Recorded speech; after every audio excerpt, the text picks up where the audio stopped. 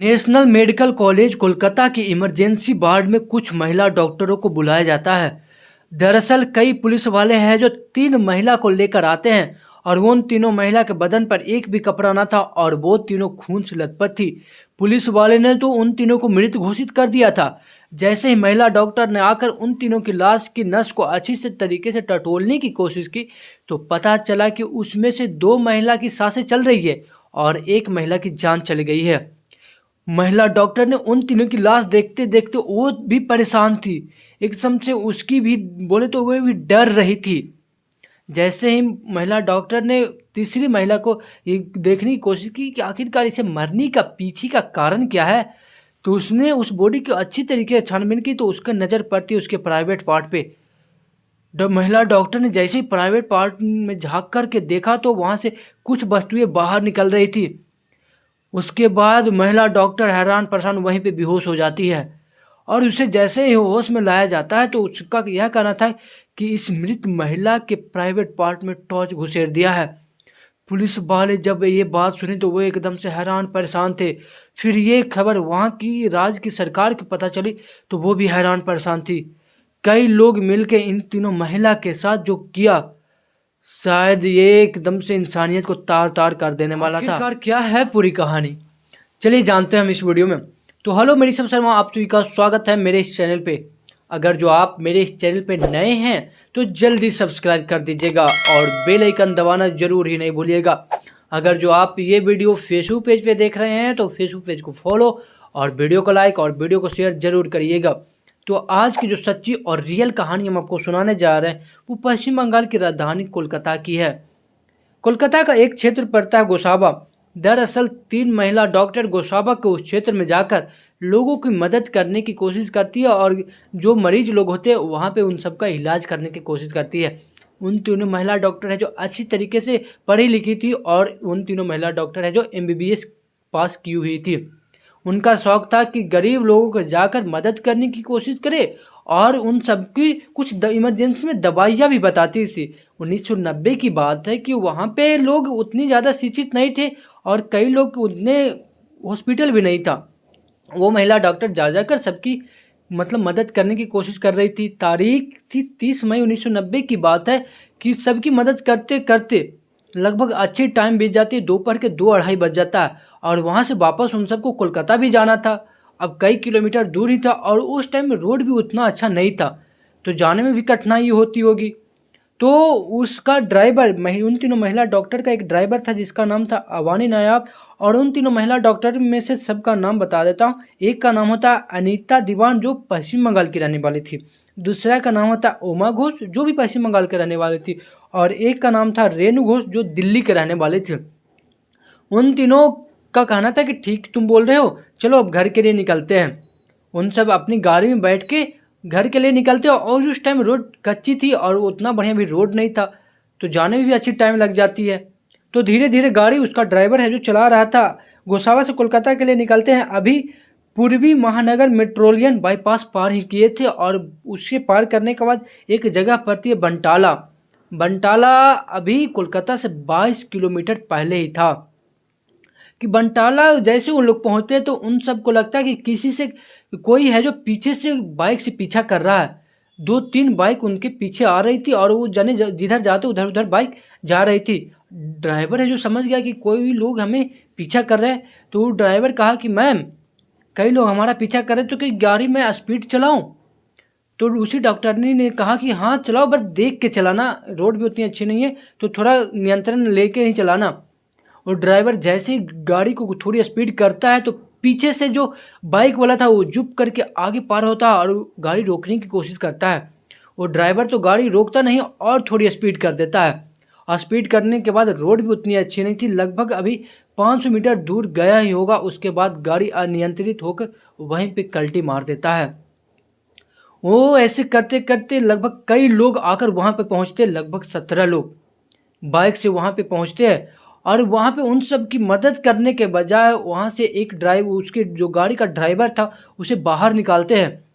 बाहर निकालने के बाद उन 17 लोग ने पूछा कि तुमने गाड़ी रोका क्यों नहीं, और ये पूछते पूछते उसमें से 2 आदमी बस मारना चालू कर देता है। उसके बाद सारे 17 लोग उस पर बरह जाते और जैसे भी हो तेजदार हथियार हो, कोई भारी भरकम हथियार हो, उस ड्राइवर को पीटने लगते हैं। उस महिला डॉक्टर भी वहाँ पे चीखती चिल्लाती है, वो भी कहती है कि मैं दबी पड़ी हूँ, हमें बचाओ, हमें मदद करो। लेकिन वो भीड़ है जो कुछ नहीं सुनती है और वहाँ पे उस ड्राइवर को धड़ाधड़ पीटना चालू कर देते हैं। उसी में से 17 लोग में से एक लोग कुछ भारी भरकम उठा के उस ड्राइवर के प्राइवेट पार्ट को लगातार वार करने लगते हैं, जब तक वो ड्राइवर मूर्छित न हो जाता, बेहोश न हो जाता है। उसके बाद उस 17 लोग में से 2 गुट बनते हैं। 17 लोग की बात बताएं तो 17 लोग में 6 बालिग थे और 11 नाबालिग थे। उसके बाद उन महिला डॉक्टर को उस गाड़ी से बाहर निकाला जाता है और 2 गुट में, एक गुट है जो एक महिला डॉक्टर को लेकर जाते हैं और 2 गुट है जो दूसरे गुट है जो वो दोनों महिला डॉक्टर को निकालकर उस पास के जंगल में ले जाकर उन तीनों महिला डॉक्टर के साथ उस 17 लोग दरिंदगी करते हैं। बारी बारी से उस महिला डॉक्टर को नोचते हैं जब तक इन 17 का मन न भर जाता है। और वो महिला डॉक्टर चिल्लाते रहती है, चीखते रहती है, लेकिन उन सब 17 लोग में किसी एक को भी उस महिला डॉक्टर पे माया ना आता, ममता ना आता है। उसी में से एक महिला डॉक्टर जिसका नाम होता है अनीता दीवान, वो विरोध करने की कोशिश करती है। तो उन सब 17 लोग हैं जो उसी में से उस महिला डॉक्टर को कोई मारता है, पीटता है।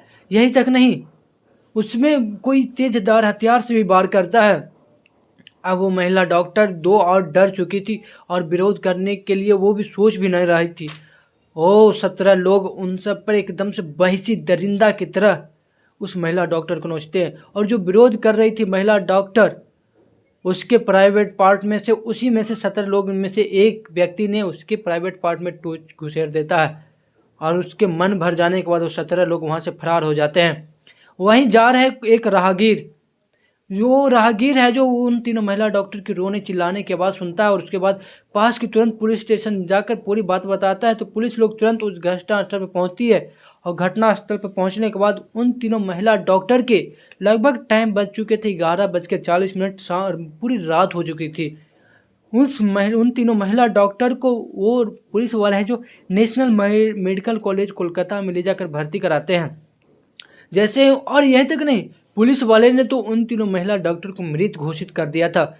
उसके बाद मेडिकल जो हॉस्पिटल था वहाँ पे जो अदर महिला डॉक्टर थी वो आके इन तीनों की अच्छी तरीके से नस को टटोलने की कोशिश किया। तो वो महिला डॉक्टर ने देखा कि 2 महिला है जो जिसकी सांसें अभी चल रही है, वो बचने की कोशिश, मतलब बचने की आस लगाई हुई, लेकिन एक महिला जो विरोध कर रही थी जिसका नाम अनीता दीवान था, उसकी जान चली गई है।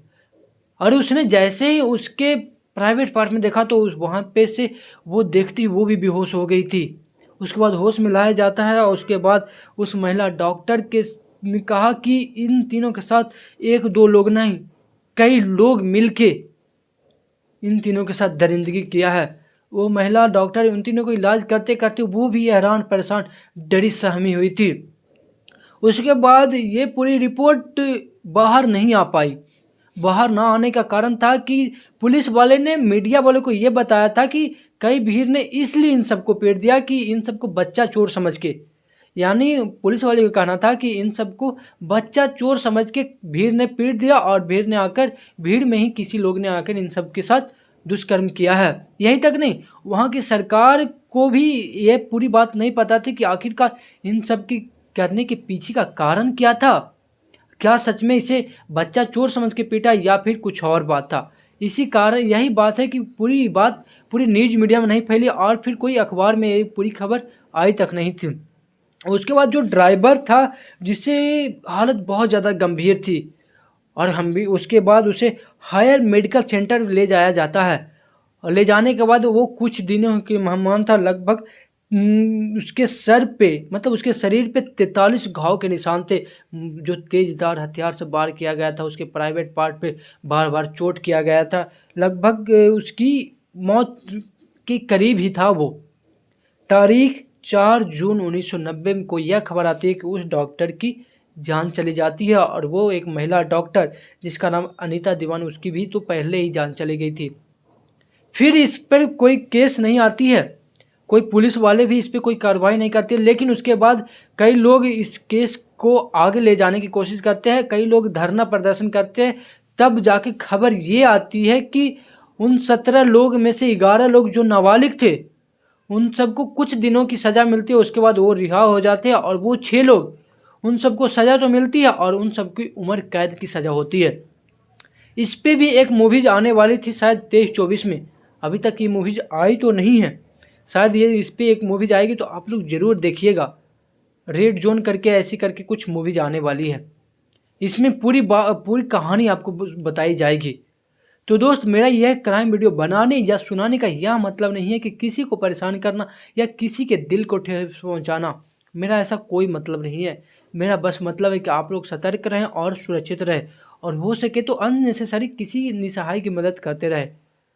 तो ठीक है दोस्त, जाते जाते मैं ये कह देना चाहता हूँ कि अगर जो आप मेरे इस चैनल पर नए हैं तो जल्दी सब्सक्राइब कर दीजिएगा और बेल आइकन दबाना जरूर ही नहीं भूलिएगा। अगर जो आप ये वीडियो फेसबुक पेज पे देख रहे हैं तो फेसबुक पेज को फॉलो और वीडियो को लाइक और वीडियो को शेयर जरूर करिएगा। तो ठीक है दोस्त, फिर मिलते हैं ऐसे ही क्राइम वीडियो के साथ नेक्स्ट और अगले वीडियो में। तब तक के लिए इजाज़त दीजिए। जय हिंद।